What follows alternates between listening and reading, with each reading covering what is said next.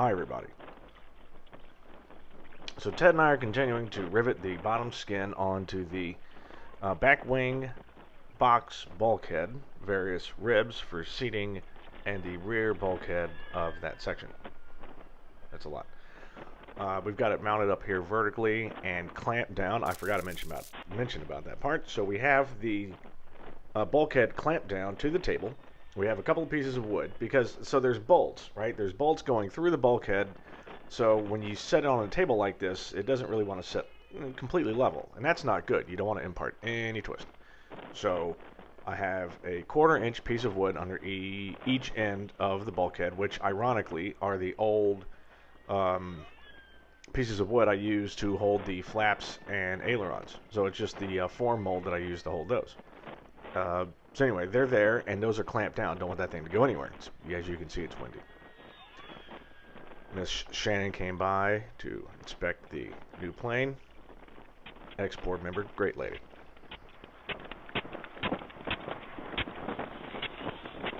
So as I touched on in the last video, Ted and I are, we're in IT, and so we're into processes and making things. We're engineers and making things more efficient. So we're timing ourselves doing these ribs. Right, so I think there's like 18 rivets per rib, and how fast can we do them, how efficiently, without making too much of a fuss. And we got it pretty good. We got it down to about 6 rivets a minute. So it took about 3 minutes per rib, and that's not bad. And then we would, of course, so instead of just keep rolling on and doing rivets, we would actually just stop and admire ourselves for doing it. Like, maybe if we just did this 3 times in a row.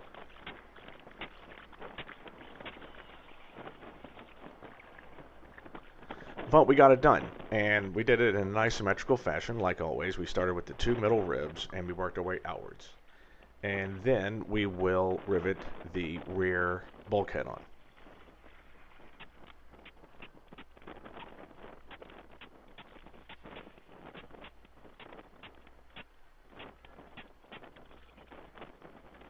It's weird watching this because I do everyone the same way.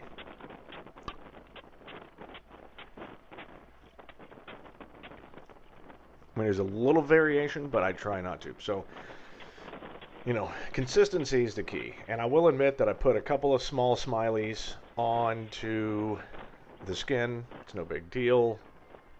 A little Bondo, no one will ever see it.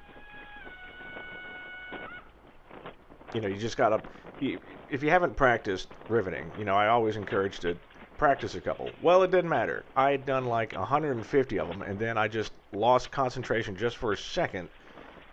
Didn't make sure that the flush plate there of the rivet gun wasn't perfectly flush, and a couple small smileys.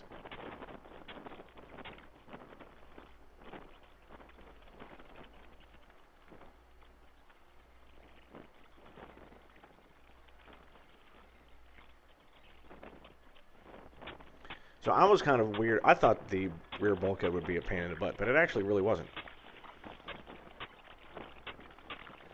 Actually kind of a boring, I don't want to say it's boring, but it's a good thing. So after we're done here, we're going to go ahead and we're going to cleco up the back ribs. And the next thing we have to do is we're going to be riveting those onto the rear bulkhead. So we're kind of doing things a little bit out of order. Basically, we got it to the point where we could rivet this whole assembly. It was like, okay, great, but it's a 2-man job, so I didn't do it. But doing those back ribs was a 1-man job, so I just went ahead and finished those. So now we're just going to go ahead and cleco them up. One of the pains in the butt is that the seat belt. So this we put the seat belt guides on before, and you have to push them through holes in the rear. And you can kind of see the little extension there. And there's a rivet in there that you're going to have to file just a little bit so it can pass through the hole in the bulkhead without, accidentally cracking it. You don't want any stress risers anywhere.